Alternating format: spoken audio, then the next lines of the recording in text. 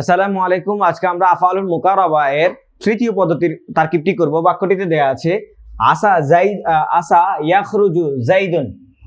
এখন আমরা জানি আসা কাদা কারুবা আওশাকা এগুলো হচ্ছে আফআলুল মুকাররাবা।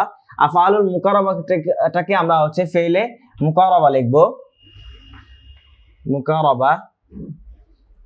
তারপরে আমরা দেওয়া আছে এখানে হচ্ছে ইয়াখরুজু। মূলত এখানে ফেল আছে, ফেলটা স্বাভাবিকভাবে আমরা হচ্ছে জানি পরবর্তীতে দেওয়া আছে জায়েদ।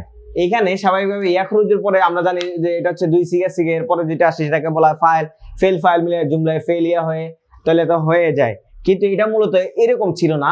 মূলত এই যে জায়েদ অংশটা ছিল আগে আর ইয়াখরুজু অংশটা ছিল পরে।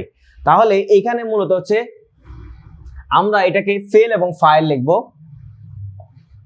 কারণ যেহেতু আমার জায়েদটা আগে ছিল। আমরা জানি দুই সিগার আগে যদি ফাইল থাকে অর্থাৎ ফাইল হিসেবে এসএম থাকে তাহলে ফেলটা কি হয়, ফাইলটা হচ্ছে উজ্জ্বল, ফাইলটা ভিতরে থাকে।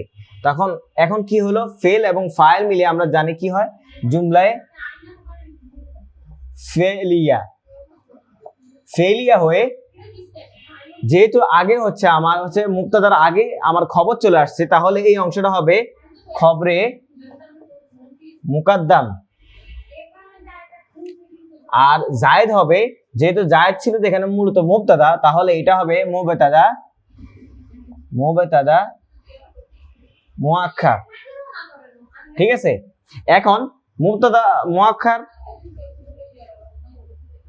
খবরে মুকাদ্দাম, মুবতাদা মুআক্খার আর হচ্ছে আফআলুল মুকাররাবা মিলে জুমলা ইসমিয়া হবে। এখানে আমরা জানি যে আফআলুল মুকাররাবাটা সবসময় কি হয়, সবসময় জুমলায় ইসমিয়ার মধ্যে আসবে।